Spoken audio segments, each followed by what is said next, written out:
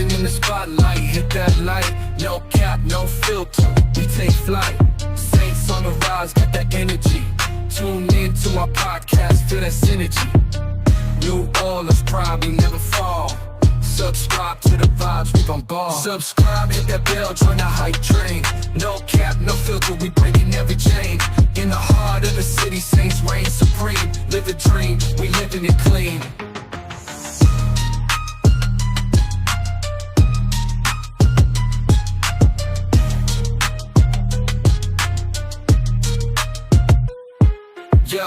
Yo, King Camara run that play. Crystal Lava flying, making waves every day. Taysom Hill, switch it up, always on the go.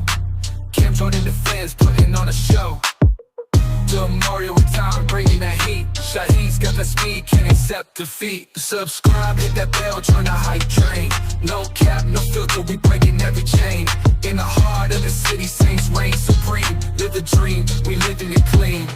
So stay tuned, don't miss this ride. With the Saints by our side, we take pride.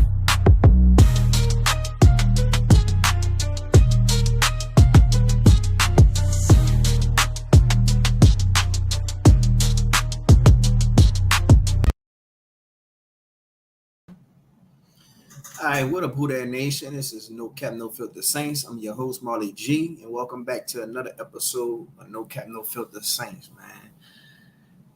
Yeah, man, we're gonna go ahead on and have a late night edition, man. We're gonna talk about the matchup with the Saints versus the Philadelphia Eagles. They came to town, you know, with their chests out, man. They came to town with a brass band. They was second in line, and it was all on bourbon, you know, feeding the economy for the city. Man, you know, Philadelphia, that's one of those teams that very much likes to travel a lot. Like when it comes to Philly and the Eagles, they travel a lot with their team. They go all around, and you know, that's just how they do. Like they like number one travel team. So I expected a lot of Philadelphia Eagles fans up in the city, man. And a lot of people was feeling like this was the Frankie Beverly Bowl. You know, whoever won this game was going to claim Frankie Beverly, because for whatever reason, New Orleans people just claim Frankie Beverly as if he's one of their own. So, but he's actually from Philadelphia. So that was a fun little rivalry we had right there going with him. But yeah, man, we're gonna have to go ahead on and get into this game, man. I'm gonna let a few more people join the chat, but you know, man, how y'all feeling, man? We got Jerry in the building. Shout outs to Jerry. He's always watching. We got Wine in the building. Terrible coaching, he says. Let's see. We got Jerry says, forget about it. We got the Falcons next Sunday. Let's focus on that. Yeah, man. We got to focus on the Falcons upcoming. But we got to go ahead on and talk about what we just witnessed today with this game. We're going to have to get into what we seen that we liked. We're going to have to get into what we didn't like. And we're just going to have to get down to the downright ugly. And, you know, it's always the good, the bad, and the ugly. And this was an ugly game. You know, this was one of those games where, you know, a lot of people felt like, okay, we seen how everything is looking with the Saints when everything is clicking and firing on all cylinders. But how will we look when a game is ugly? How will we look when we in that phone booth match? How will we look in that dog fight when not everything is going so right for us? How we was going to face adversity? And sure, this was the week we got it, man. This was the week we got it. I was one of those fans who wanted to see that. Like, can we win these ugly games? Because not every game going to be pretty. You know, especially in the playoffs. You don't beat people 44-17 in the playoffs, 48 to 10 in the playoffs. You don't really do that. You know, so it'd be a lot of tight matches in the playoffs, and it'd be a lot of chess playing in the playoffs. You know, what coach could do the other one? Which coach could you know, overcome whatever adversity is thrown at them, you know, and that's what a lot of people want to see from this team. And this week was the week, man. I really thought the Saints was going to win this game. Like, I felt like the Philadelphia defense was just Swiss cheese. You know, I felt like, you know, they was missing, you know, A.J. Brown. Like, I felt like logistics played a part with it. You know, they was in Brazil week 1. Week 2, they go back to Philly. On the short week, they come back to New Orleans. You know, so I really felt like, you know, the Saints had the upper hand when it came to certain matchups and certain little things I look for a team that had the upper hand.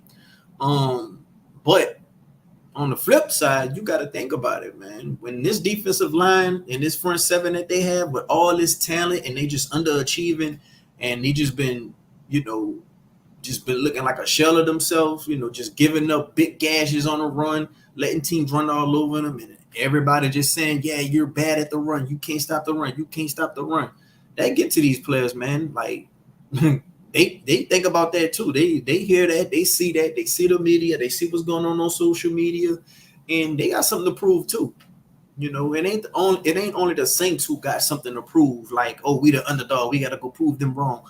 Oh, everybody riding with us now. We gotta make sure we humble and make sure we keep the focus and don't eat the cheese. Like these other teams, they have those same goals at hand. Let's see.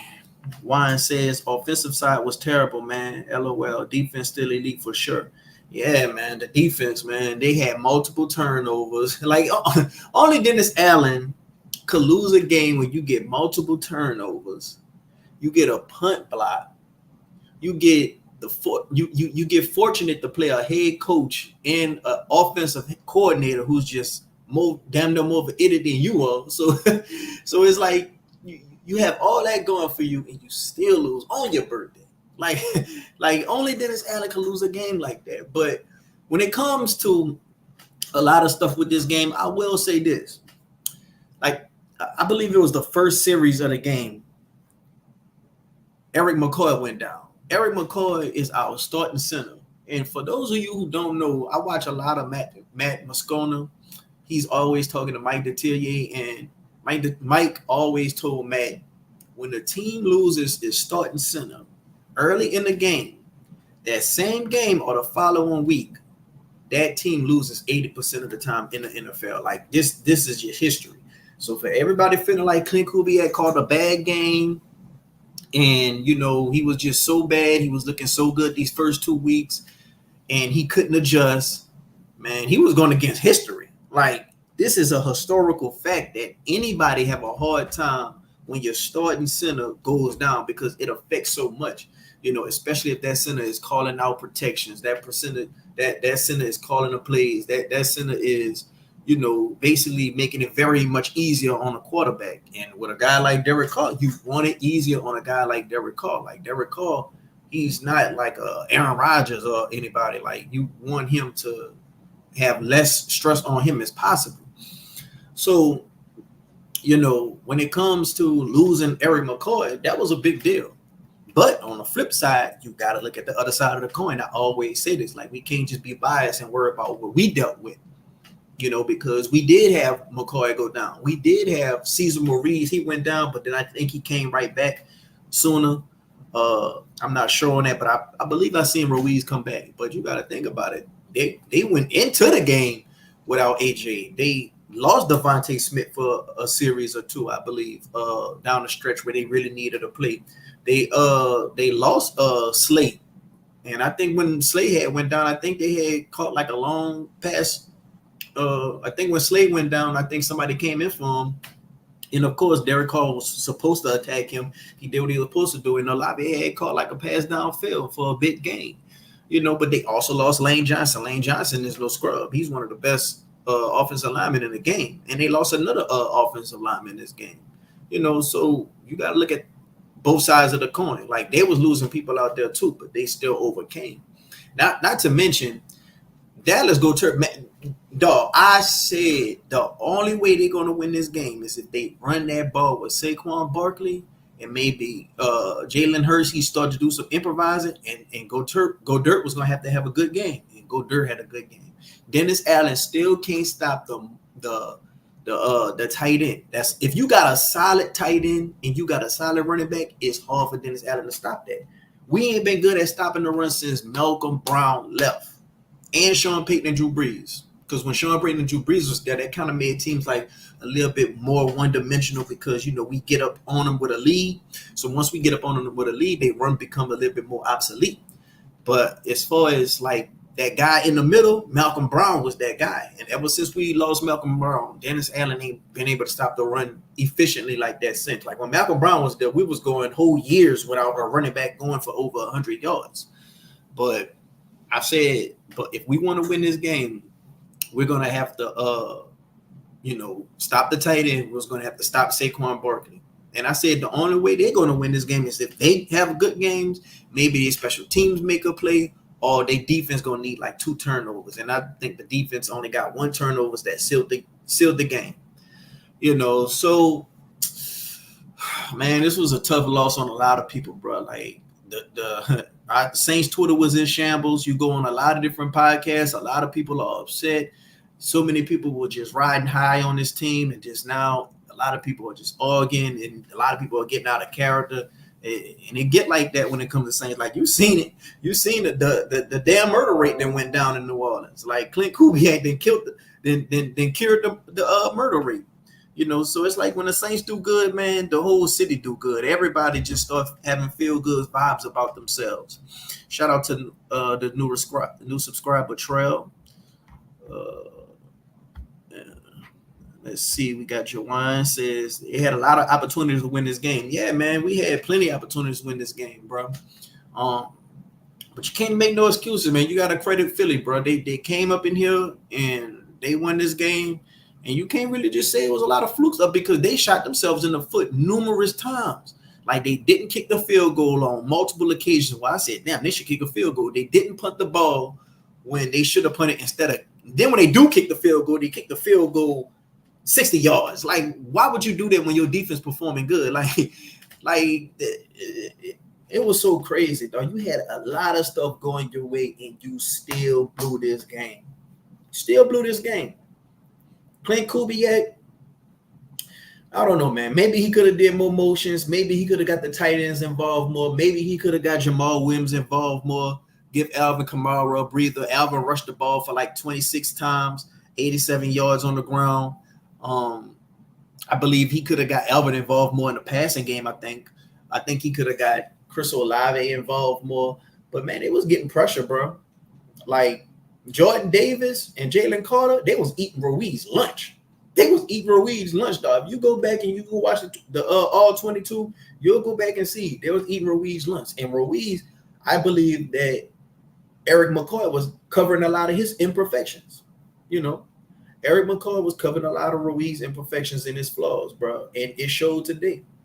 And it shows you how much important Eric McCoy is. That's why I kept saying, if Eric McCoy, Fuaga, Sheed, Olave, AK, or Taysom miss time, this team gonna be in trouble. If one of these dudes miss time, that offense will be in trouble. We can afford to lose a Marshawn Lattimore, because in that position group, we are deep. In that position groups of the DBs, we are deep. We can afford to lose a Marshawn Lattimore. It wouldn't really hurt us that much, because you still got Kool-Aid behind him. You still got Adebo behind him. You still got Rico Payton behind him. You still got Alante Taylor behind him, which also had another sack. So I think he's at like 4 sacks on the season. I don't know, man. I don't know what the league leading DB is, but whatever that record is, I think Alante Taylor good for it this year. But yeah, man, we can afford to lose a Marshawn Lattimore, but when you lose guys in positions of weakness to you, it shows, bro. And it shows like how much crucial Taysom Hill is to this offense. Like, not only does he help with the skill positions that's lacking, but he also help protections wise. They'll line him up at fullback, and he can help protect. He can help protect on certain passing plays. They'll line him up at fullback, and he'll block for Alvin Kamara going on the run, and he's very good at that. Like, it's a lot of stuff Taysom Hill do that, hide out imperfections, and that says a lot, because Taysom Hill is about to be 35, if not already 35, and you counting on this guy and banking on this guy to help in all these different areas that you should have depth at, or that you should have a dude that said, man, you know what, Taysom Hill, we don't need Taysom Hill, I got it. Like, why is we depending on Taysom Hill at 35 to pick up the slack that A.T. Perry should be filling, Jawan Johnson should be filling, Adam Prentice should be filling, Jamal Williams should be filling? That's all I'm saying. This whole time I've been saying all along. I said the main The main thing I'm worried about is that offensive line and them damn skill positions, preferably at wide receiver. Tight end, I feel like tight end, we kind of good by committee. Like I believe Foster and Dallin Holker and Jawan Johnson, they good by committee. Like all them production wise could even out with a good tight end, at the end of the year. So we good by committee. And running back, I feel like we good by committee. Alvin, I feel like Alvin is elite. I feel like Jamal Williams is he's the enemy. He's public enemy number one in the fans' eyes. But to me, Jamal Williams ain't that bad. Like he just one of those back that you got to get him carries to get him going. You get him carries, you get him going throughout the game. Put him in that short yards, put him in that red zone. Now throwing to him out the backfield, that's not his strong suit, I don't believe. But if you need to go up in there and go get some tough yards, I believe he could do that. Kendre Miller, he's another one. I believe Kendre Miller has talent. He just gotta find a way to stay on the field as far as health. The talent there. Let's see what y'all's talking about. Taking on guests. Yeah, man. I'm about to go ahead on and put the link in the chat right now, man. Shouts out to Real Sports Fan, man.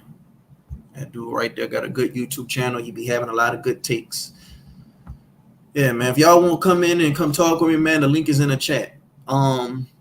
Let's see. Juan said a lot of Saints fans making fun of the Devontae Smith hit. I feel bad. Man, I didn't even catch the Devontae Smith hit. Like, I was looking down or something like that on my phone. I didn't really catch it. And I think Shaheed had got hit too.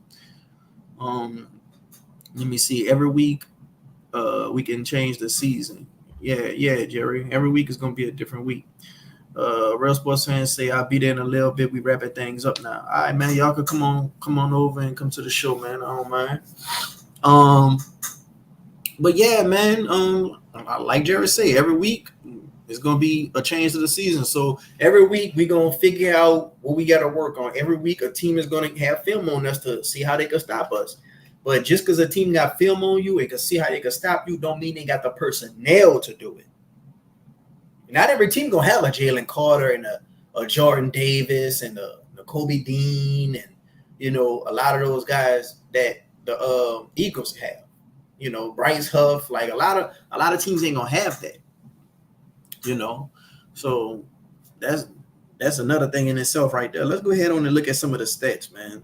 I told myself I'm gonna start trying to look over the stats with you guys. Go ahead on and add Zach, man. What up, Zach? What up, man? How you doing today? I'm good, man. I just seen y'all on Hoodie Channel. I was kind of in the comment section while I was getting off of work and stuff. I said I'm gonna go ahead on and let them, rock out, and then I'm gonna just go ahead on and start my stream around 2 hours and a half, because I ain't want just, lap on top of y'all stream. I know that's the hardest thing, man. I was trying to level it out because everybody's going live right now.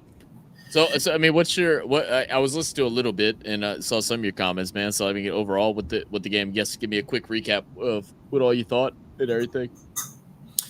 Well, what I thought, to be honest, Zach, this is my thoughts. Like week one, I really felt like, I don't care what nobody say, the Panthers are the Panthers, especially with Bryce Young. Like I really feel like Bryce Young, he's a good kid, dog. I really like that dude. Yeah. He's a good guy. Like that's the type of dude. If you had a sister, you wouldn't mind her dating a Bryce Young, because he just seemed like a good dude, bro. He's a good guy. It's even funnier now that people think that he's playing bad because the girl he was dating last year and now with Maxie, and everybody was like, man, he too nice of a dude. He took that shit to heart whenever he left her.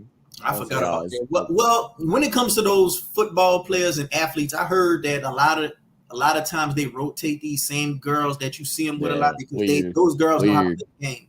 Yeah, they do, man. Yeah, it's kind of a little risky when you just take on a regular chick that don't know the game. You risk a lot, but that's another story. But facts. All in all, I feel like Bryce Young, he's a good kid, but I really think he's a bust. And until he shows me otherwise, I really think he's a bust. Like a lot of stuff that was going on with the Panthers, I really felt like it had a lot to do with him, and if you listen to a lot of Panthers podcasts, you will hear that it's a lot to do with Bryce. But I really felt like it was the Panthers. We beat the Panthers. The second game, I really felt like the second game that matchup went into our favor again. Like, you know, without Ferguson, I kept telling people, I said, man, we have a tough time stopping tight ends. Y'all downplaying Ferguson, but I guess because Ferguson's a good tight end, man. I mean, he filled the hole that Schultz had like immediately. Yeah. And Schultz was an all-pro tight end. Yeah, And Ferguson did exactly that. I agree. yeah. Ferguson, I think he just broke on the scene last year, so I think a lot of people wasn't really familiar with him. You know, he wasn't like a big name to a lot of people. So, you know, but for the most part, he was a Pro Bowler and he was the second leading target on that team after CeeDee Lamb last year. So I kept telling people, I say, man, that's a big deal. And you take away Bland, you know, they're gonna need him when it comes to taking away that deep route and just getting a turnover period. Even if he give up yards to shit, he could get a turnover, him and a Diggs. I said, man, that's gonna hurt them. And on top of that, they already can't stop the run, and they have a hard time stopping this scheme that we run. Like, yeah, Mike Zimmer is like what 4-2 in this scheme, but at the same time, he's never beaten a team led by Clint. I don't think he's ever beaten. So they've always dominated his play style. That's tonight. Yeah, like I think he was like 4-2 against that. So he was brought in to like help with this team, but you don't know how you're gonna do it with it versus that scheme with that personnel. You know, like that personnel was having a problem for a reason. Like they couldn't beat Green Bay, they couldn't beat the 49ers. They was having problems with the run with all teams, and they was having problem with that specific scheme. So I really felt like we had a leg up on a matchup. And I said, in this Eagles team, I said, man, I think we got a leg up on the matchup with the Eagles, because I really felt like the Eagles, I felt like their defense was Swiss cheese. I felt like they was missing A.J. Brown, who was going to be a big part. Like, I felt like, okay, yeah, it was hard to stop the run, but without no A.J. Brown, we could kind of like focus more on the run. But we got to still worry about Dallas Goedert, and that's what killed us. Them damn running back and that damn tight end. Goddamn. Got it fucked us so bad, man. Like, you look at it, and we all kind of figured it of how we'd play, especially since we were running more 3 linebacker sets and stuff, that we would try and contain Jalen, which we did. I think he had 20 something rush yards, something like that. So we did really good on that aspect. And none of the wide receivers were of danger to us. 170 pass yards came to fucking Goddard. No wide receivers did danger to us. Nobody was.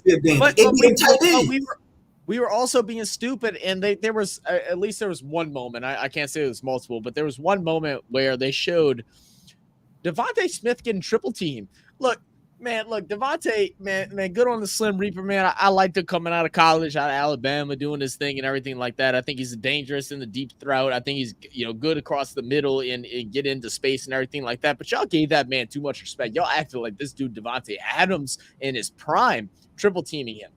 That shit made no sense at all. I didn't understand that one bit. Yeah, man. When it came to the Eagles, I really had us winning this game. I liked our matchups. Then I looked at the logistics part of it. Like, they played in Brazil week 1. You know, they had to fly all the way back to Philly. They went to Philly on a short week. They had to come back to us. But at the same time, I said like 2 days before this game, I said, man, you know what? I think that defensive line gonna some way, somehow stand up. And because they hearing all the stuff, they seeing all the stuff on social media. Everybody's picking the Saints, So I'm like, man, some way, somehow they're gonna stand up for this game. And I ain't gonna lie, I kid you not. As soon as Eric McCoy went down, I said, oh shit, there you go. Because I watch a lot of Matt Moscona, and Matt Moscona, he always said Mike Detillier had told him, the same thing Hoodie was saying on the stream that you were on with him. When that center go down, especially early in the game or that following next week, it's hard for that team to win. Like 80% of the time they lose because the center, especially if you're dealing with a smart center and you're dealing with like a sort of a game manager or average type of quarterback, they're going to be the ones calling out the plays. They're going to be one calling sliding the protections and all that. They're going to be one that you trust handing off the ball to you because you do it so much in camp. Like that second center don't really do it in camp as much as the first center. Like it's just one of those situations. Like, man, if we go down to our second center, then we're gonna already be behind the 8 ball anyway. We just got to make it do what you do. We're gonna get majority of these snaps in training. and in practice to the first center.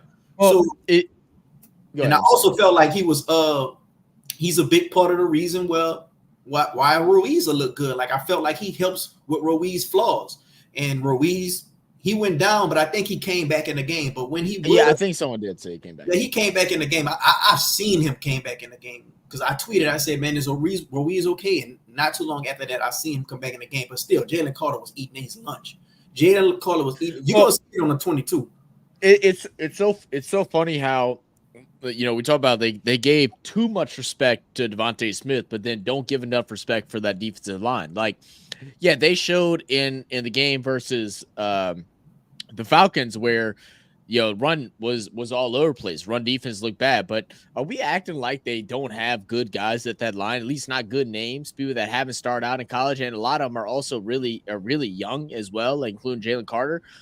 You can't just think that they're gonna have one bad game on a what was it? Was it Thursday night when they play? I can't remember now. I think they played Thursday the first day, and damn, did they play Thursday the first time and then Monday the second time?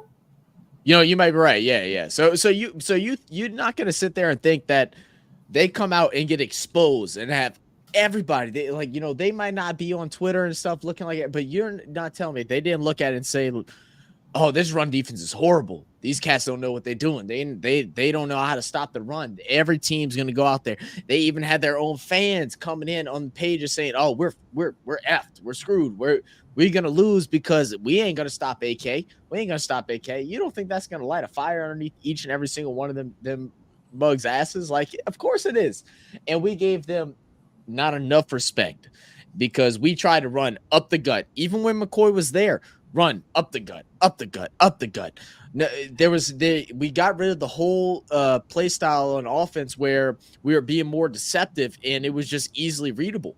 And that's where the biggest mistake came from. And by the time that McCoy got hurt, it was too late to fix it because now we're scared because now we can't run play action because there is no type of blocking for Derek Carr.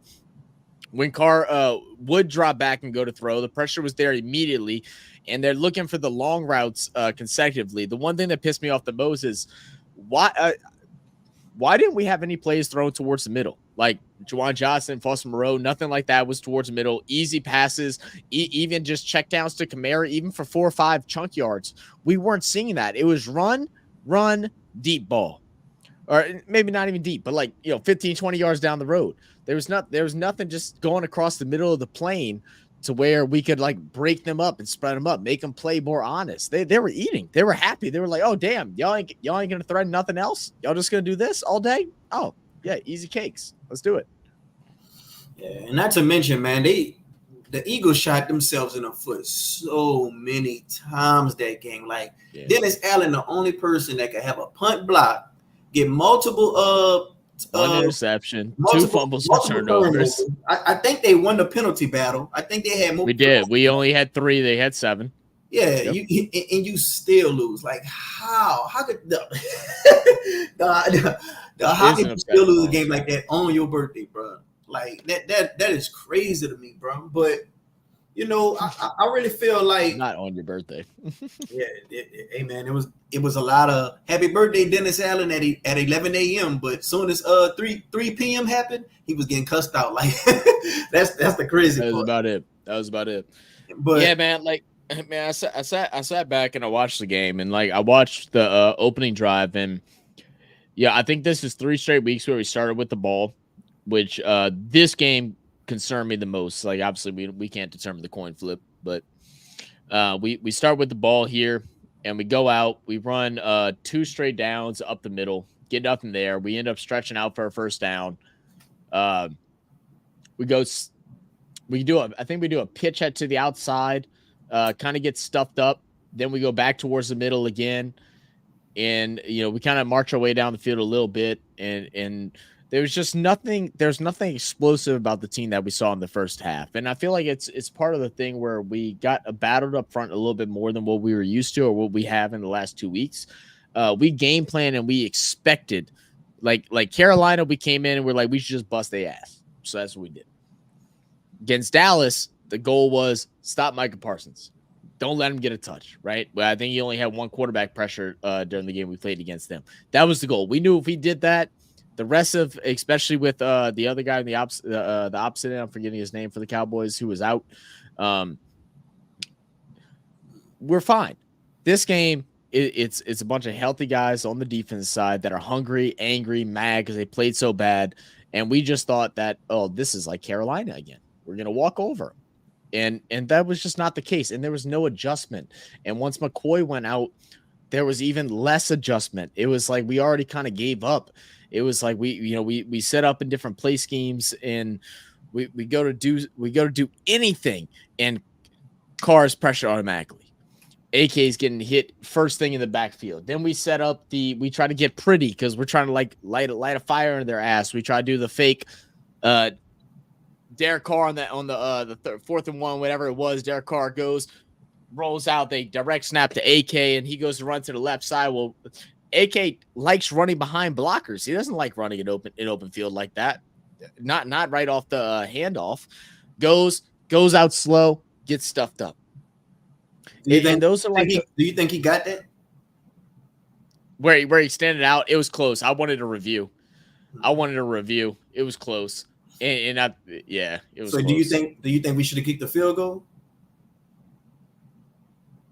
We talking about the end of the game? I didn't. You talking about the one when we got stuff on 4th. You talking about the play where Alvin Kamara got stuffed on 4th and 1, right? In the first half? No, in the second. I'm talking about the first half. I'm talking about the one in the first half. Second half one. No, I like the going for it. I like the going for it in the second half. Mm-hmm. I think you go out there and you, in the moment, you go and you first off, your goal is to get the defense off the field, our defense off the field.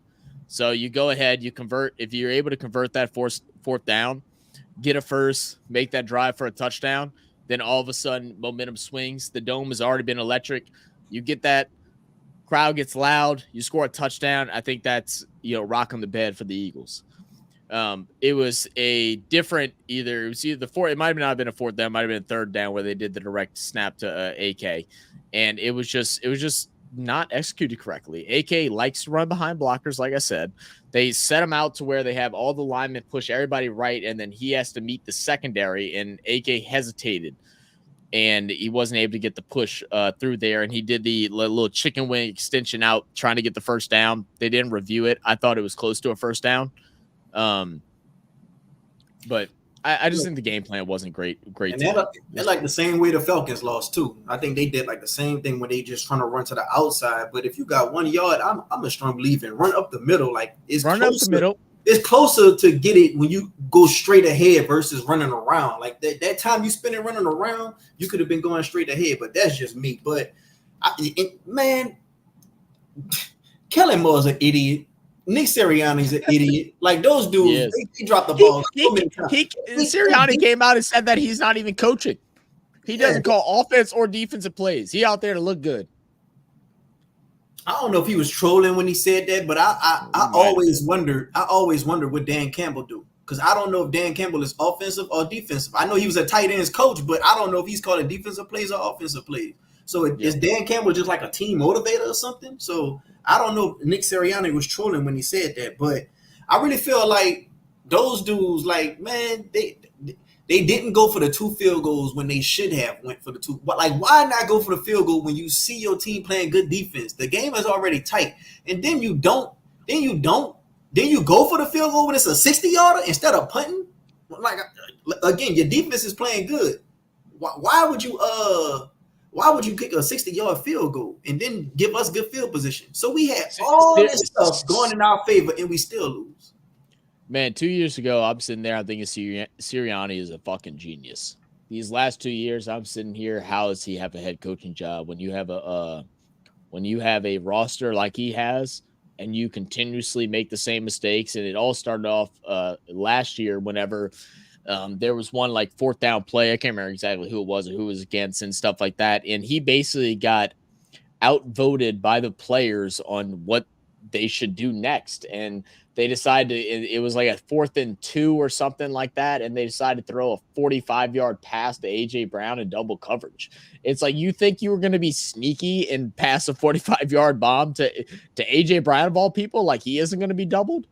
It just didn't make sense. You know what's funny? I always said, I was like, man, I was like, I don't think Nick Sirianni is a good head coach. Like I kept saying that even when they went to the Super Bowl, I said, man, they really got a good roster, some good coordinators. He got all them turnovers, and it just so happened Jalen Hurts is playing on an MVP type of level. I said, in order for this to happen for Dennis Allen to go to the Super Bowl like that, we're already feeling good about the defense, but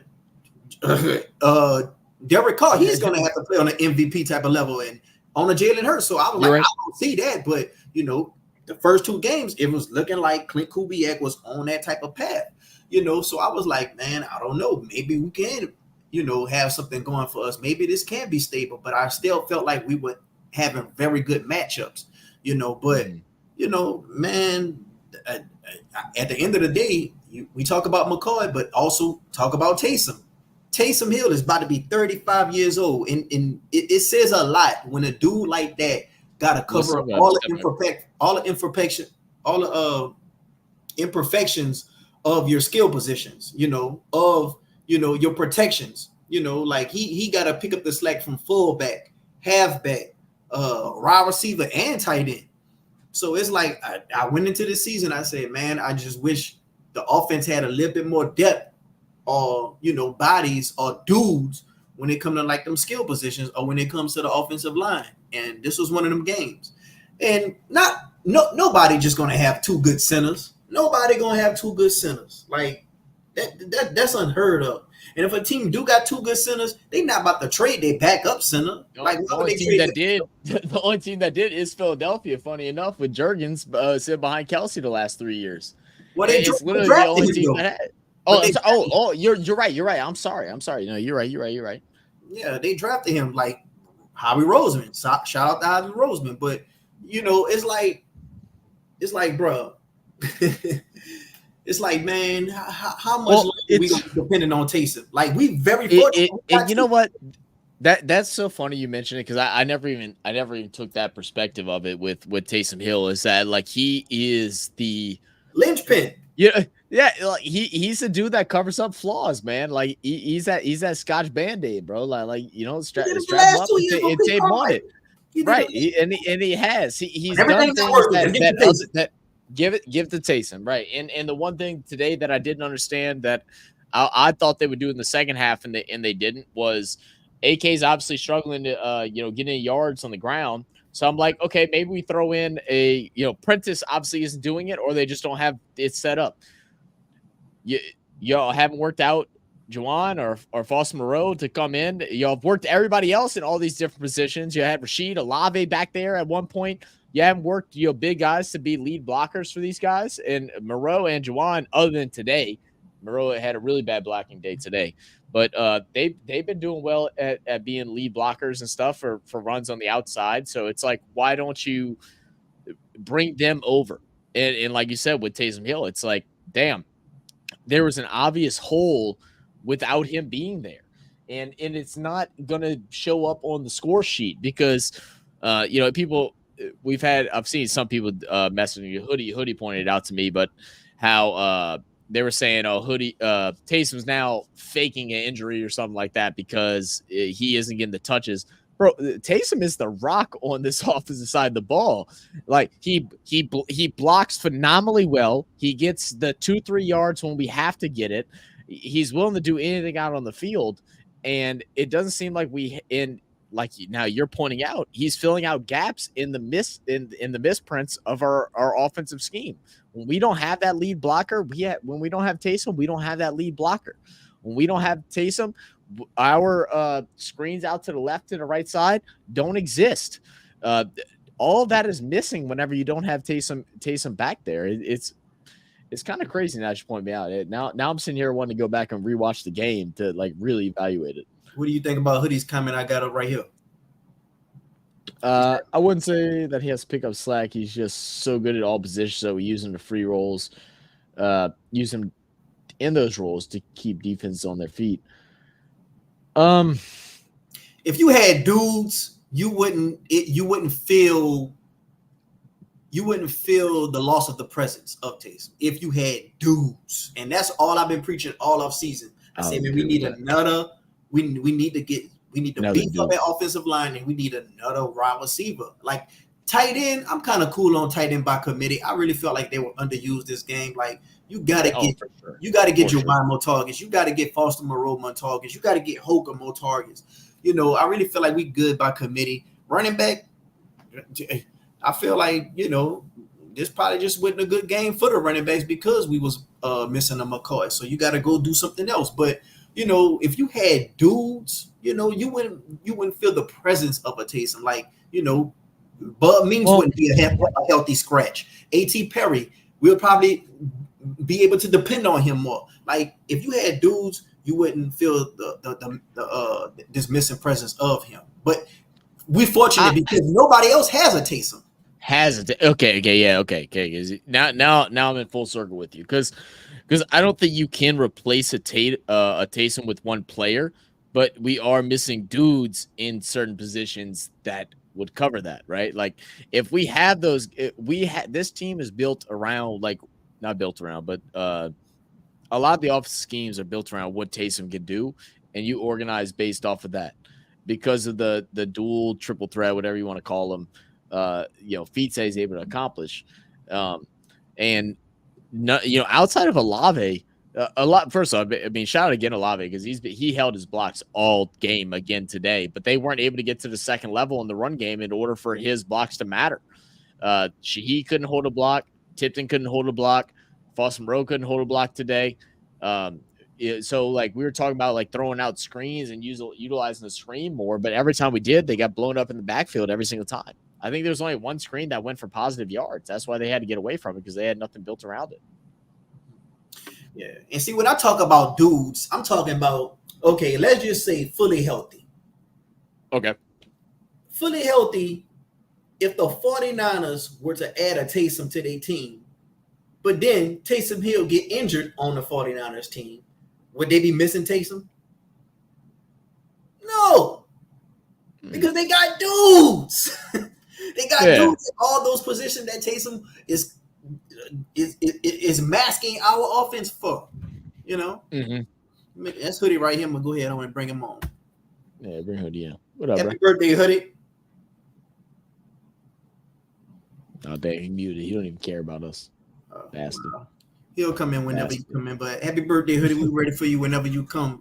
He says, let's trade for Adam and sign Winfro and pick up some O-line help. About the O-line help right now in week 3, you're not going to find O-line help. Like, you're going to either have to trade for somebody, but everybody who's on the street, they're on the street for a reason. They're either washed up, not good enough, or they dealing with some type of injury. So as far as O-line help, it's over for right now. Like, everybody got to roll with who they rolling with unless they make a trade. And who's going to trade? Part of me with no one is. They come a dime. They don't come a dime a dozen. We wish they did. And the one of the big differences with the last couple of games was that our offensive line and their scheme with it has been really nice. Like how they made Trevor Penning look really good, and he actually didn't even play a bad game today. But how they move and they interchange their blocks and they do their chip blocks and everything like that is what helped it. Because Derek Carr hasn't had a whole lot of time, even in week 1 and week 2. There's only like maybe 5 plays I can recollect that where he just kind of sat there in the pocket and sat. It was bought just enough time in order for a play to develop, and we didn't get that at all today.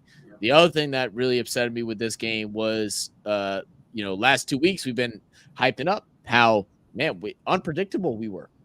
Didn't know what was coming.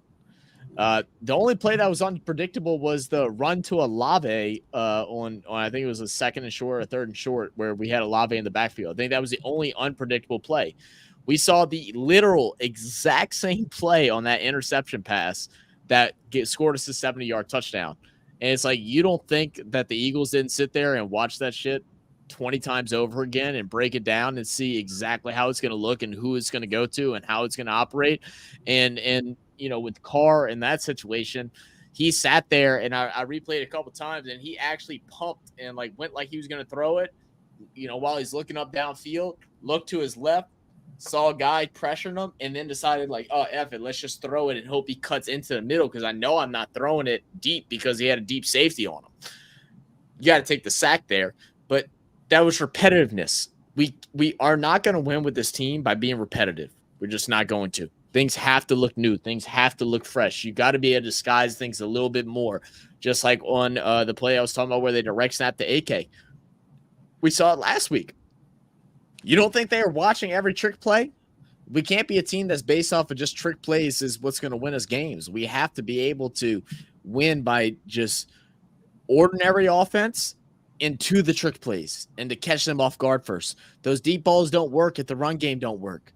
The run game don't work if those passes over the middle don't work to where the linebackers have to sit back a little bit more. None of that works. Even if you get past the initial lineman, you're not getting into the secondary because they're not scared of the middle. There was no type of mixture of play design in today's game. This was a poor game by Kubiak, and to give him the blame, it sounds shitty because he's the reason why we won the first two games. But the play design in this week was not great. Okay, anything to say, Hoodie? Motherfucker. Any shots on his birthday? Hey, so I was just coming in here just to kind of cover up my quote right here that you got up. What I'm trying to say is, yeah, you're still gonna need probably another good receiver, But the part that I'm trying to get the people about Taysom Hill is the reason why he means a lot to us. It's not that I feel like he's picking up all the slack. Is that he's so good in each position, and when he's out there, a defense got to know where Taysom Hill's at. Because if you see number 7 out there, he can do anything. He can run in front of somebody and block for him and get really well. So you got to find out, where he's gonna be blocking to where you know where the ball runner's at. You got to watch him. He might can just take a snap and take it up the middle as a running back for you. He can go out for it and trick you, act like he's going to block, but in reality, he might get off the block and go for a catch. He can do anything you need him to. So that's why I was trying to say he's just like a guy that's going to keep a defense on their heels, and they're going to have to look for number 7. But when he's not on the field and they just see AK and Adam Prentice, it's a lot different than a Taysom Hill and a Alvin Kamara back there. I mean, I think you right in what you're saying, and I'm right in what I'm saying. Like, just like I say, if you take the 49ers offense, they banged up right now. But if they fully healthy and they had Taysom on their team this year, and then Taysom had missed games, would they miss Taysom? I don't believe they would because they have dudes. All those dudes in their position, they do their position well in a lot of different facets. They all good at yak. They all good at blocking. They all know how to catch the ball. They all good at timing. So it's like, yeah, Taysom will be down for some weeks, but we're not really missing him. But when it comes to our offense, we're missing him. So, Plus, I don't think we would have missed him as much today if the O-line wasn't as bad, like as hurt to where basically everybody came up the middle and destroyed the shit out of Lucas Patrick and whoever else. I think if McCoy doesn't get hurt right in the beginning, I think we score on that first drive. I think that really set us back, and I think that set the whole mental back of the team. Like they just did not know what to do. Our whole offensive scheme like fell to fucking pieces as soon as he went out, and we couldn't adjust. And I think a lot of that is on coaching and other players not stepping up to what needs to happen. I mean, we kept AK out there for what? Me and Hoodie were at the game, or not at the game, but we were in New Orleans watching the game, and we were sitting there. We're like, all right, they should bring Jamal in here. And we're like, oh, okay, it's AK again. We're like, all right, well, they're bringing Jamal in a second. No, it's AK again. It's like AK played like 9-10 straight drives, trying to do 8, 9, 10 straight plays, trying to do something. And it's the variation was gone. Yeah. I really feel like, Dennis Allen, he tried to get that monkey off his back with the mobile quarterback. So I think he did everything in his power not to let Jalen run wild. But that came at the expense of not adjusting to them just running wild with the tight end. And Saquon Barkley, he was doing pretty good. Like outside that long run, he was still 17 doing pretty carries, good. one But something. Shoot, Yeah, 147 for 17 carries. yeah. And then on the defensive side of the ball, they was getting a lot of pressures, but they only got one sack. I think Jordan Davis got they lone sack of the 4. whole game. But what everybody I'm sorry. Yeah, I'm sorry. I thought you were talking about Saints. My bad. Yeah, but what everybody keeps saying about Carl, if you get pressure on him, you can rattle him. You can rattle him, and that's what I feel like. That's why I just don't trust him, because when it's the playoffs, you ain't gonna have no clean pocket back there. It's gonna be pressure damn near every game you play. You ain't about to beat no teams 40-something to 10 in the playoffs. It's gonna be close, tight games, and this was that game that a lot of people wanted to see. That phone booth. Can you win in adversity type of game? Okay, what how you're gonna look when you're down? How you're gonna look if you have an injury or two? How are you gonna look when you have an injury or two at a position that you don't have much depth at? Yeah, we could sustain an injury when Marshawn Lattimore go down, because we have Rico Payton, Taylor, we have Kool-Aid. we have Adebo, we have all these guys. We could be fine without Marshawn Lattimore, but what happens on the offensive side that I kept saying, man, we need depth. We need to go get a receiver. We need to go get a receiver. Like even Hoodie kept on trying to bank the table for Michael Thomas, and this would have been a perfect game for Michael Thomas to come and help move them chains. But you when you have that adversity, I want to see how everything gonna look when everything just not going right for you and firing on all cylinders. And that's why I just don't trust Dennis Allen and I don't trust Derek Carr. Like it's them two dudes. It's them two dudes, bro. I don't like them dudes, bro. And Dennis Allen, hey, the defense was playing good, but you still ain't get that monkey off your back fully, because that tight end and that damn running back went off. We haven't been good at stopping the run since Malcolm Brown left and Sean Payton and Drew Brees left. We still haven't been good at stopping the run. When Malcolm Brown was here, we was going full years without a running back getting 100 yards on us. Soon as he leave and soon as Drew Brees leave, and Drew Brees and Sean Payton could, have a team get one dimensional, it's been hard for us to stop that damn running back. Now we got Pitts and Tyler Algier and BJ Robinson next week. So I'm trying to see how that's going to look. I do want to ask, what is your thought on because I know you was putting a lot of pressure on, like, Carr and all that. You just got to send pressure and all that. But, I mean, if you constantly having to throw the ball because 2 seconds the people's in your face, I mean, what other quarterback in the NFL is really going to do the same shit? When pressure, you got people coming from the left, right, and up the middle. But the pressure started up the middle, and then that's where it broke down. It was up the middle from the edge. Some people overcome. Like, they had 2 injuries on their offensive line. They had A.J. Brown down. Jalen Hurts, he was neutralized when it came to rushing the ball. He did not run around on us, but they still got that ball to go through. And that's from a trash offensive coordinator, Kellen Moore. He was looking like Pete Carmichael out there. Like, like we was catching so many breaks, but we still lost, and they still found the way. Yeah, defensively, like as much as they did, as much as Dennis Allen has done well this year, we have allowed a lot of extended drives that can't happen. I mean, like we've had a couple, especially this game in particular. Like we had a lot of 37s, 38s, 36s, and stuff like that went into extra drives that forced our defense to stay out there more. And I feel like that's why our defense got abused the way that they did and allowed almost 500 yards. Something like that was because we weren't able to close out drives. And obviously the offense wasn't able to sustain them. But, we had, a couple runs that would be for like 7-8 yards. We had Saquon Barkley diving, getting 3 extra yards on plays and stuff like that. Like those little things matter whenever it comes to playing like very competitive football outside of just like inching your way into playoffs and winning a division and a weak division and competing. I think they should have doubled go dirt.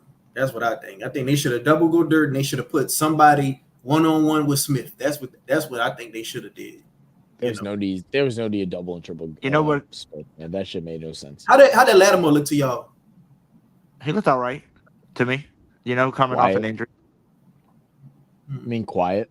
I mean, When did he get he got targeted that one time on the left sideline, and he had the pass breakup, and it was a questionable PI.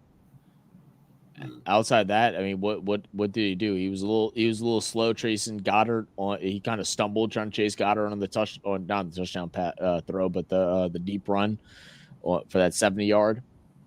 I'm trying to think outside where I even saw him on the field, because he was almost like a no factor for me.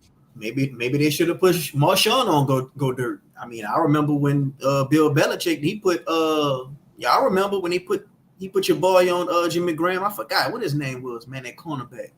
Dang. I know you're talking about. I know you know who it was, Hoodie. Who? Who it was who Bill Belichick put on Jimmy Graham? Was it Butler? Was it Butler? Was it Malcolm Butler? I don't think it was Butler, huh? I don't think it was Butler. I'm trying to look up. I'm trying to just look up like good cornerbacks for the Patriots. They got like Stephon Gilmore, Asante Samuel, Ellis Hobbs. Was it one of the McCourty brothers? Yeah, it probably was. I think he had both of the McCourty brothers at once on the team. I remember it was Bill Belichick put a corner on Jimmy Graham, and I think a lot of other teams tried to start doing that. But I just don't understand the whole. I just don't understand how the idea of like, all right, if they're gonna beat us by a tight end, we'll let them beat us. Okay, cool. First half, that's what you're gonna do. And then second half, it's like, oh damn, no, he's beating us. All right, let's do no changes. I mean, they had 200. It was one play where 170. He beat Tyrann Mathieu deep. Like it would have been a touchdown for sure, but he threw it to somebody else. And they played it on replay. I couldn't believe how wide open he was. And we got away with that one right there. Well, we still lost, but we got away with that right there. Had he would have caught that, he would have for 200. We let tight end go 10 catches off 11 targets. Hey, you know what I'm gonna say right here, and then I'm gonna get out of here because I gotta get to bed. But I know my boy No Cap, he about to rub his eyes, he about to say, "Oh hell no, I don't agree with you." But yeah, we said it on my podcast earlier to start the show. You know, you can flip the coin. Eagles were hurt, Saints was hurt. But I feel like at the end of the day, yeah, they lost their all-pro right tackle in the game, Lane Johnson. But I feel like when you lose an all-pro type of center compared to a tackle, it's going to be tougher, especially mid-game, when that's your guy that calls out the pre-snaps, calls out the blitzes, stuff that he sees. He's the one that's giving the snaps all the time. So from him to put, the switch from McCoy to a Lucas Patrick, that was just like a game changer compared to just Johnson coming out, because I feel like you can replace the right tackle, but to replace a fucking center, that's hard. What if we didn't go into the game with Olave? What if we lost Fuaga? What if we lost another guard? Like if we would have came into the game with them hurting, I think it would be a little bit different because they've been practicing, all that. But I don't even think Lucas Patrick's even practiced at center lately. I mean, the way I look at like any type of injury, it's like we don't even have a backup. It's like we don't even have a backup that comes in. You probably don't ever plan enough. Like I think a center is definitely a big loss, but I mean, the shit happens, bro. You still just got to show up and go play football. Like there's no excuse for literally not blocking for a solid like 8 minutes. Like just not blocking at all. Like I don't even think I saw one good block up the middle for the rest of the game. It's just one of them things where it's like, okay, well, if we lose this guy, we already behind the 8 ball, so we just gonna have to cross that bridge when it come if we get to that. It's like the backup quarterback. If you lose your starting quarterback, if your backup quarterback cutter come in, you behind the 8 ball, but you don't give your backup quarterback a lot of snaps in practice because you just hope that it doesn't happen. Yeah. You know what it is? You know what it is to me? I just feel like it's not like you have a backup center coming off the bench, and the play center for you. It's that you got your starting left guard coming in to be your center, and then you had somebody come in to be your left guard to take that spot. And then when Ruiz went down for a little bit, then your left guard just got moved to right guard for the newer guy can come in at left guard. It's like I feel like if we're gonna have injuries like this, you need to make sure you have just a solid, like not the best of the best, but just a solid a guy that can just come in and play that center role instead of having to switch your left guard to your center now. Like that's just not right to switch people that are on the line to a different position when they've been playing that position all week and preparing for this. And now mid game you want to draw them over that center. I think you need to have somebody to come off the bench and help you on that. To where everybody It was a bad backup plan. I mean, your backup plan was let's switch 3 people's positions, and I feel like that is just not a formula for success. If McCoy is out next week, do y'all feel good about Ruiz going against Grady Jarrett? if they put him in that center, I don't even know where the fuck they're gonna put him. I was surprised they put Patrick at center. I thought Ruiz was gonna be there, but they shocked me. I mean, I'd rather Ruiz be there than Patrick, and at least Ruiz. Me I don't too. know, Patrick probably plays center too because Patrick one of those guys. He been all over the line. Like he's like our new Zach Ertz. I mean, Yeah. he's like the new Hurts. So Hurst. Mm-hmm. So but I mean, we got a lot of guys all over the line that's out of position anyway. Like that's just how we've been doing. So we got. When it was working, we ain't had no problem. But now it's starting to rear its ugly head, and it's not we saying it's a problem. But before it was working because we had Penning over here at right tackle. We had Fuaga over here at left tackle. They swapped positions. We had Ruiz. He was drafted. He was a center, but we put him in that right guard. McCoy, he was a guard, but now he's been doing good at center. Like when it was working, we wouldn't complain. But now. We bringing up all this since we had one bad game. I feel like going into next week's game is like my biggest concern with the line is I'm not even worried about the line as much. I think Judon actually got hurt as well. I don't know if he ended up coming back into the game. But it's how we game plan. If we game plan before to get the ball out faster, we've got to get the ball out faster. The run game has to be not disguised more. It has to be more efficient. It can't just be out the middle. We have to bring it outside, and we have to get quick passes going. Like when's the last time that we've had like quick like screens and different stuff like that set up to be able to gain extra yardage? Like I think we can easily beat the Falcons, but they can just as easily beat us. And that's just Hoodie already shouted out their defense. I think their defense did improve from last year, but at the end of the day, I think Terrell and Bates had looked like a dog today. Yeah. Bates should have had 3 interceptions. I think he had 1. He should have had 3. Yeah, I really feel like the Chiefs got lucky this game. They did. I feel like if we could stop their running backs, if we could stop those running backs and that tight end, we'll win. But if we have a problem, if we have a tough time stopping Pitts and stopping those 2 running backs, it's gonna be hard. But as far as Kirk Cousins, he's a statue. Like, no way we shouldn't have multiple sacks on him. I mean, dude, look, man. I mean, one positive for the defense side is Brees getting his first 2 sacks and a half, or no, he had full 2 sacks. Yeah, that was really good to see him up the middle getting 2 sacks. Granderson, we know he's a dog. He played phenomenal, man. He had a sack. You don't think Granderson's a dog? Nobody made a tackle. What he said? I was saying that dog fucking tackled him, was running Jalen Hurts from behind, fucking hit the ball and his fucking heels to trip him up at the same time. Knocked the ball out and tripped his ass. I'm like, God damn, how you do that on one play, dog? With one swipe of the hands. I'm like, damn. Yeah, man. All them sacks, punt, block. I know. It's horrible, man. And you still lose. Like, that's crazy. And I feel like the Falcons probably got a better O-line than the Eagles. Or at least they probably 1-1, but they're gonna be good. One of their person got hurt tonight too. What's his name? Their right tackle. No. They lost a bunch. They're running on backups. I don't know what the injury is. I think 2 or 3 of them actually got hurt because I heard at halftime they were saying how they're running on backups right now.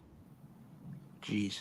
Everybody's getting hurt, bro. Everybody's getting hurt. Yeah. About to be backup versus backups every week now. Fucking Justin Herbert in a fucking boot. Christian McCaffrey's out. Debo. No, I think Herbert played and then got taken out in like the first quarter, didn't he? Yeah, and then they said he was walking in a boot after they took him out. No shit. Oh my god. So he's out. Like I said, you got so many fucking injuries in this NFL. Fucking Cooper Kupp, Puka. It's so bad. It's just sad. It's like Falcons 49ers Falcons got completed. Falcons AJ got Brown, Devontae Falcons Smith, got 0 sacks tonight. I Taysom didn't realize Hill, Evan McCoy. You just think of all these fucking people that are getting hurt right now. It's fucking insane. They did force 2 fumbles on Kirk though. That changes the landscape of everything. Like right now, the Seahawks are leading the NFC West. I know, right? But While Rams and 49ers are both 1 and 2. So is Cardinals. Yeah, Cardinals. Yeah, 1 and 2.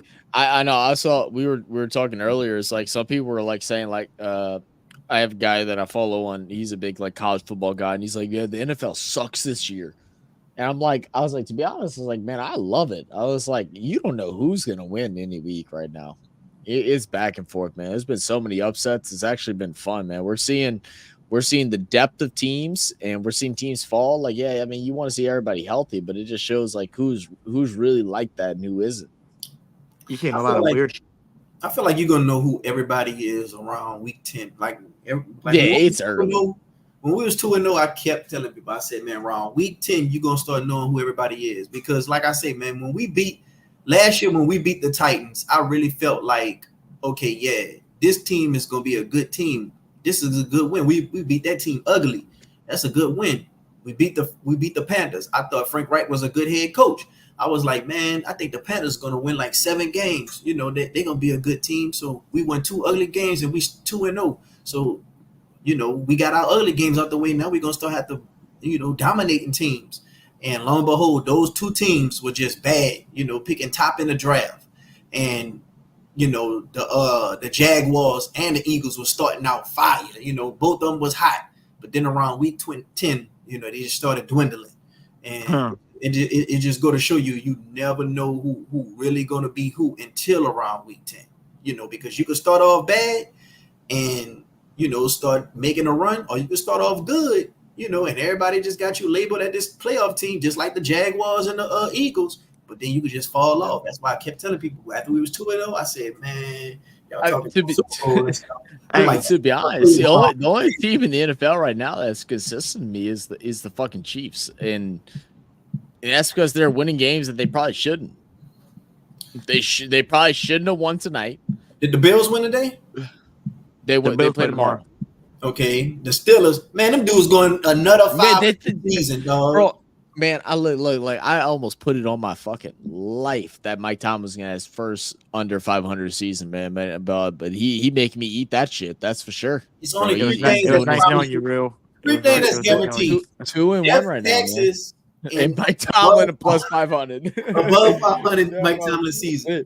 Hey, look, you would crack up laughing if you would see some of the comments that we've gotten, because we had them. We actually predicted their record correct. Didn't get all the wins correct, but we predicted their record correct. Man, we had Steeler fans are wild, bro. Like they some of the most negative people. They think that every year should be Super Bowl for them. And I'm sitting here like, y'all ain't got a roster. Like y'all literally y'all living on a head coach, and they wanted their head coach fired. They want Mike Tomlin fired. And I'm like, man, I was like, I ain't even playing that shit. I was like, to me, this feels like some fucking race car bullshit. I was like, because ain't nobody in the NFL right now is a better head coach than what Mike Tomlin is and what he has dealt with. Because if you imagine not having the head cases with Le'Veon, AJ Brown, or Antonio Brown, and these guys, man, they probably had 3 Super Bowls in the last 10 years. And think about it, he went through Kenny Pickett, and he still stuck with his team. Like, you know, Bill Belichick, after Tom left, he left.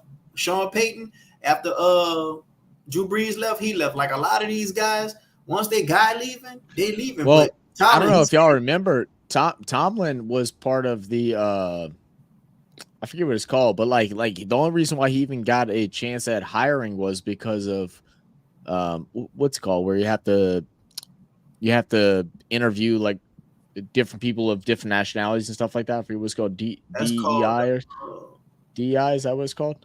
Good night, y'all. Good night, Eddie.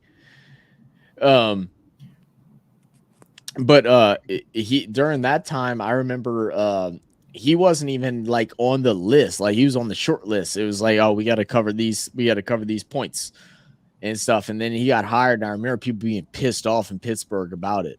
I think it's called like and then affirmative action or the Rooney Rule. yeah, you're right. That's what it is. Affirmative action. Yep, Yeah. that's what it is.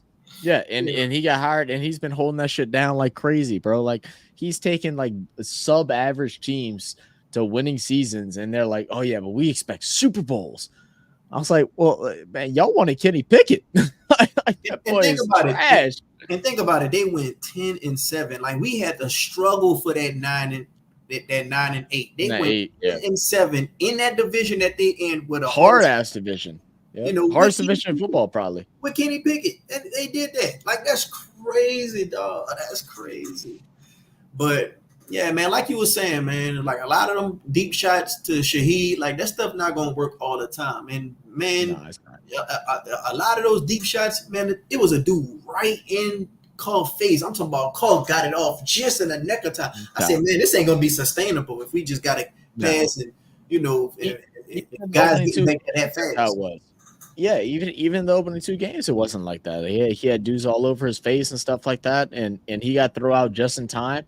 That's the shit that you see that shit on like a highlight play. It's like, oh damn, Aaron, if it's Aaron Rodgers with a good offensive line, you're sitting here like, yeah, man, Aaron Rodgers got away with a second, like, oh, top 5 play.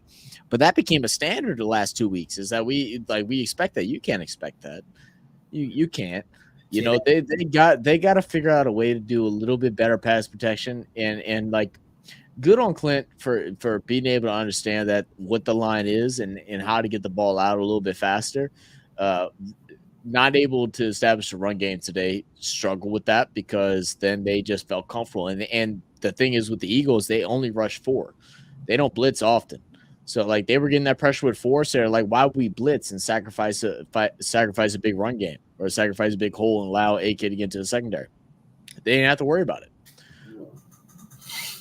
Yeah, man. This is going to be a very, difficult week for a lot of fans. So, like, a lot of the optimistic fans, they were just thinking that we was going to go. I didn't heard people say we going 14-3 and real serious. Man, that's crazy. I'm like, people that don't watch the NFL, man. I'm sitting here like, and like I said, I have moved my number. Like I was sitting between 7 and 9 wins. I have moved it, and I'm like 8-10. 11 would make me really, and I was itching around 11 after we beat Dallas, but I'm like, there's still a lot of football, and these upcoming, we got what 3 more games that are big, and then we get it should be an easy one, and I think we get Bucks not too long after that, if I remember correctly. Things are gonna get hard, man. Like we lose a game against the Falcons or something like this, it don't even matter what we do against the Chiefs. The fucking city exploded. And the teams explode. Well, I do believe we're going to lose to the Falcons, but I don't know. I don't think it's going to be this week. I think we're going to split with them. We'll lose one eventually. We got to win now. We're going to split with them, but we're going to split with the Bucks. And as far as the Panthers, I feel like we'll beat the Panthers 2 games. But I ain't going to lie. I said all last season. Well, I ain't saying all last season, but right after the season, I said, man, if Andy Dalton was starting those 2 games we played the Panthers, I think we would probably lost one, if not both of those games, if Andy Dalton played us last year starting. And well, I mean, that just shows the difference between a young QB and an older QB. And they went out there and they beat the Raiders. And like the Raiders are a tough team. Like they're a raspy team. Oh, fuck yeah! Now they didn't have Crosby today. I don't think they had Crosby this week. They didn't have Crosby at all? I don't think so. I think someone at the bar told me he was out. Now I didn't look it up, so I'm not sure. He must have got injured. And that makes a difference if he did get injured. But no, I mean, look, it's a difference between veteran play and young rookie play right now, and that shows that Andy Dalton's not gonna have weeks like that like every single week. But like people acting like Andy Dalton is just some bum because he's extending out his career longer than what he probably should. Doesn't mean that he wasn't good with Cincinnati. Cincinnati team sucked while he was there, but he wasn't bad. He wasn't bad. He played on probably 15 other teams in the NFL. He probably is in playoffs constantly. Yeah. But I think we'll split with the Bucks. I think we'll split with Atlanta. I think next week we'll beat Atlanta because I just feel like Kirk Cousins is still going through some injuries and stuff. And I don't know, Zach Robinson. I don't know. I'm kind of iffy on him as far as the offensive coordinator concerned. And you know, they got a good run game, but outside that run game, like I just don't really see them passing the ball. They had a bad run game today. Algier had a good game. He went 7 for 32, but Bijan was 16 for 31. 7 for 32, 16 for 31. Well, shit. I mean, I'm saying, but it's really any given week, man. It's so hard to evaluate a team like based I don't off know. I don't know what the weeks in the NFL. I don't know what the Chiefs' rushing defense is, but I know our It's rushing bad. defense. I know our rushing defense is. We have a tough time with this exact type of matchup that we got. With Bijan and Tyler Algier, we have a tough time with that, and that's a 1-2 punch too. And on top of that, that tight end, like man, this is gonna be a matchup that I'm waiting to see. But as far as like their receivers, I don't really see their receivers doing much. Now Daryl Mooney, he kind of impressing me. He's really impressing me. I ain't gonna lie. I hate Mooney. I think Mooney's so ass. He's damn near having better production than Drake London though. You know. No, he has been, but like he's getting more target. Like he didn't get more targets today. He caught all of his balls today, which is good. But I think Darnell Mooney is ass. Drake London's a threat because he has size over all of our cornerbacks. Like I don't even know if Marshawn's locked up Mike Evans, so I mean they're a little bit more similar, but I don't know, man. Like it's tough, man. Like I'm trying to go back and like be more like even minded with every single matchup, and it's like it's just hard football. Like every game that we win is not a game that we deserve to win, except for like the Super blowouts, like it is with Carolina Panthers. Like we really have to go in and play some of our best football, and that has to be the standards to play our best football. If we play our best football, then we can win every game. But you can say that about a lot of teams. You know, like you said, the depth at wide receiver just ain't really there. You know, I'm wondering. I know Tipton was the show out in camp. He had a couple catches today. You know, but like they never really tried him to see what that was all like. We already know the one thing that's kind of obvious, and I hope this changes, is that no deep balls are going anywhere except for Rashid Shaheed. That can't stay the same. People are going to expect that. You got to be you can't become predictable, and we weren't in the first 2 weeks, but today we were very predictable. And it's crazy because run like a 4-3 or something, huh? Who? I say, and that's crazy because Olave run like a 4-3. Like I don't know why they shots more often. Like and I agree, and that's and it all could be part of the plan of, you know, get through these first couple weeks, try to escape through. Like you get through these first 5 weeks and you end up being 3-2. It's like you're not in a situation where everybody loves you, but you're in a situation where you can win football games, because after that it gets a lot easier. But as we've seen today, we see Denver beat Tampa Bay. We see Raiders. Well, Raiders got demolished, but they beat Ravens the week prior. You know, it's a lot of different games on there. I want to see that Broncos. I need to see that Broncos Buccaneers. I can't believe that shit happened. I really feel like that's because Sean got some intel on the Buccaneers. Like he kind of know that team, so maybe that had a lot to do with it. But I want to go see them highlights on that. Hoodie said something about show a pic to me that he sent to your ex. Here, I'm about to pull it up right now. Let's see if I can share screen. Yeah. So this is a pic. You had to allow it to be shared, but that's the pic of the offensive line earlier today. Yeah, I seen that. I called that out while I called this out while I was watching this game. Like I was watching the game while I was with the guys I was with. We was at a bar. I said, "Man, did y'all see that?" It was like, "No." I said, "Man, our two offensive linemen ran into each other." I said, "I think they tried to give each other a hug." Yeah, they tried to run two swing plays, I guess, in the opposite direction, and they just ran right into each other. I said, "Man, that's crazy. I never seen nothing like that." Well, the offensive line scheme is a lot different, and that's why losing those people is huge, because those guys that are filling in, and that's why the switching positions didn't make sense to me at all, because they're having to learn in reverse, because that's what they're doing. They're moving. the center takes one, they're rotating, they're going. It's not just simple. Stand up on your man and block that one. And I know it's never that simple in the NFL, but this is the most complex offensive line scheme that we've probably seen in years, like probably 10 years. Like if I'm being completely honest, like it's very unique and it's very different. And whenever you switch places around, like this is what happens is, you got boys hugging each other. It's amazing we only had one sack. It is amazing. Well, it's amazing we only took one sack. That is amazing. Well, and that is a shout out to Carr too. Like on certain points, like he got pressure and he threw the ball away. He made a lot of smart decisions today, which I was happy that he did, because he made a lot of them stupid mistakes last year trying to force that pick six. You seen that? No. That was the worst. That was the worst play of the evening. That was horrible. Himself, boy. He was about to lose that shit. Absolutely. Hearing that agenda stuff again. But hey, I ain't gonna lie. If we lose to Atlanta, he probably really do this agenda stuff, because I know how people gonna get when they come to Atlanta. He better not have a bad game and thinking Simmons and Bates, if they pick him off and stuff. And they both of them look damn good. Bates as well as Terrell, they both look really good tonight. And maybe, and I think I seen it on one of the podcasts. Like, we run a whole lot of wide receiver sets because maybe Clint just don't trust them other dudes. Maybe we just run a lot of wide receiver sets, but for that reason. Plus, we just go heavy on tight end to, ensure we got an extra blocking for our running backs.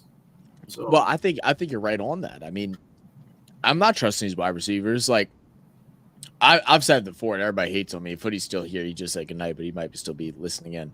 He might come pop in about this, but like Rashid Shaheed is not someone that like I'm super high on. I think he is what we've got out of him in the first 2 weeks. He's that deep threat. He's that deep ball. And I think outside of that, I look at him as a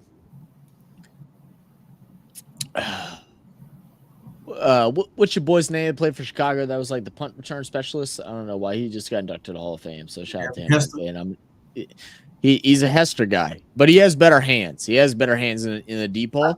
But like I see him at the screen. I see him at the deep ball. I don't see him as a like over the middle type of guy that can break loose in close coverage to be able to get 5, 6, 7 yard gains and stuff like that. Olave, they're trying to make him that, and we haven't seen that fully yet, because every pass to Olave we saw a touchdown pass today. And then we've seen those pass over the middle that seems to just break down zone defense, and that has worked fine. But outside of that, it's like there's still the one big thing we're missing is someone in man coverage, me or you, who's better and who's going to catch over who. We're missing that. We don't have that yet. We need a dog. That's why I kept telling people. I said it all off season. I said, man, Rashid Shaheed, to me, he a legit too. Like he be going up, he be getting some passes. Like granted, today it was a couple of passes that he dropped that. Yeah, it was kind of a difficult catch that he would have had to make. But at the end of the day, like if that ball hit both of your hands, you're supposed to come down with it. So this is probably the worst Rashid Shaheed pass catching days I've seen him have since he's been in the starting lineup. Chris Olave, I think Chris Olave, he's like a number one, but to me, he's like a number 1B. You need a number one. So you need a number 1A. Like Philadelphia, I kept telling people, I said he reminds me of Devontae Smith. A little better. I say a little better than Devontae. Yeah, but when AJ Brown came, you knew who was the alpha. Like to me, Chris Olave like a Tyler Lockett. He like a Tyler Lockett. And Tyler Lockett, he's very fast. He's very silky. He's smooth with his route running. He got decent hands. And a lot, when he catch the ball, he goes down. He don't really try to get yak and all that. He goes down, and that's how he extended his career as long as he had. And who's that dog on that side that they brought in? DJ Metcalf. We need to bring in a dog. I've been saying that. Yeah, I've always looked at Olave as a wide receiver 1B, and I've always looked at Shaheed as a wide receiver 2B. Okay. and you combine them together, and I feel like that's how it looks. I feel like we're missing something. If you go ahead and run a strong one, then Olave and Shaheed is able to excel deep with throughout the season. And think about this. Trevor penalty. When Trevor penalty had got that penalty, yes, he was being edgy and all that. And when we first had got him, we always said, man, he's got age, man. We got a bunch of nice guys on this line. We need a guy with a mean streak. We need that Kyle Turley type of guy, you know. And a lot of people were saying, yeah, that's gonna be all fine and dandy until he started getting them flags in a crucial moment. And what happened? He got that flag in that crucial moment, and I think Slay had got injured on that play. And when Slay got injured on that play, the very next play, I think a guy came in, and as he should, Derek Carr had attacked him. And that's how Olave had got that big gain. But I feel like Olave should have been routing up Slay all game. He should have been routing Slay up all game. Slay is old. He's washed to me. He's older now. He should have been routing him up. Like, I don't know if that was the scheme or if Derek Carr just wasn't going up. We're really going Olave way, or if Slay was just getting the better of Olave. I don't know. But man, you're not saying that with a true bona fide dog. You're not saying that. Yeah. That's all. Yeah, the pinning penalty with the extra contact on the outside is just like, damn, bro. It's like you got to understand your moment. Like when he did it during the touchdown where he threw the punch in the last game, that I'm okay with. You know, like truly, like I'm okay with that, because it's like, all right, you're gonna have somebody that's gonna be a force, that someone's gonna try and like, you know, mess with you and try to, you know, overthink things. So, you know, whatever it may be, I was cool with that. But whenever it comes to crunch time and we're not up big and it's still late and it's late in the game, it's like you got to know where that white line is, and you just got to let go. Just let go. And like you said, it's Slay. Who are you impressing when you're pancaking a Slay, Darius Slay, a cornerback 10 yards out of bounds? Who are you impressing? Nobody. You're supposed to do that shit. You got to be a little bit smarter. Hey, unless he was being a bounty boy and did exactly what they wanted to do and had that other cornerback come in the game. Stop. You already trying to get people coming at us crazy with that one. They're already saying that we bounty on what's his name? Monte Smith. Yeah. CD already came back.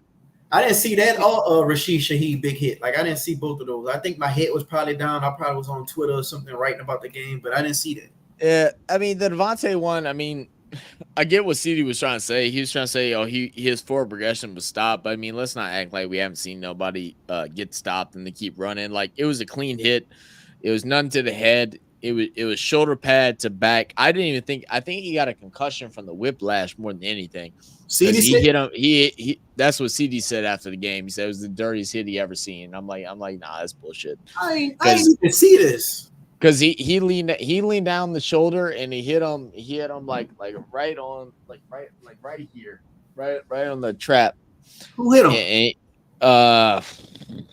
I lied to you if I tell you who. But he laid a hit, and it was a clean hit. Head to the side, shoulder leading, and popped him right in the back of the shoulder. And he didn't hit him in the head, but he whiplashed like crazy. Like his head jolted back and then came forward. And I think that's what caused concussion. It was more of that than it was actual, head contact. Well, I mean, see, the dude's got the last laugh. Everybody was. He did. He was ducking the smoke. He didn't play against that first. He played a good game. Yeah, he was out there hitting. Like he had some coverage issues, but we all know CD. He's gonna have coverage issues. That's him. But when it comes to making a nice tackle and motivating your team, you liking it. And CD, man, we all know, man, he's just one of those guys. When he's on your team, you love him. You love everything that he does. But he's not on your team, and he's doing the same stuff that you love when he was on the team. You hate it. So that's a good job in my eyes. I mean, that's what you're supposed to do. Yeah, man. So I mean, sure. Would I take CD back now? I wouldn't, because I feel like our DB room is just stacked. We good.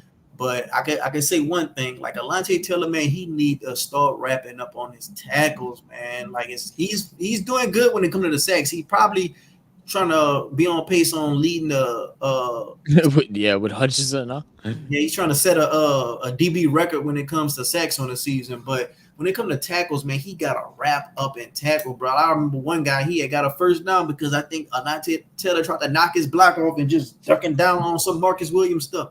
Just wrap up and tackle, bro. I can't stand that stuff. And that's one thing Nick Underhill Ben kept saying about Alontae Taylor with his play.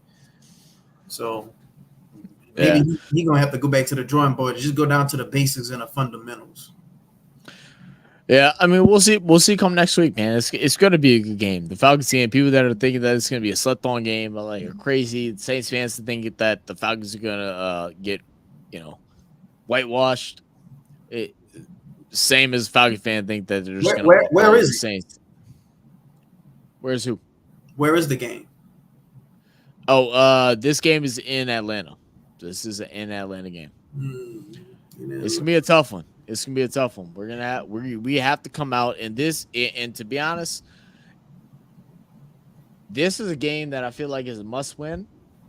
And then going into Kansas City for Monday Night Football, it's not a must win, but it's a must show out.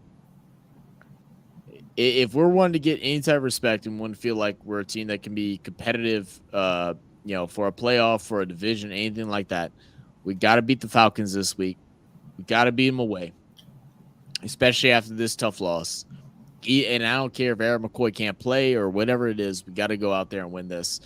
And then in Kansas City, we cannot just get obliterated on Monday Night Football where everybody's going to watch. It's the first time where everybody's going to be tuned in watching this game.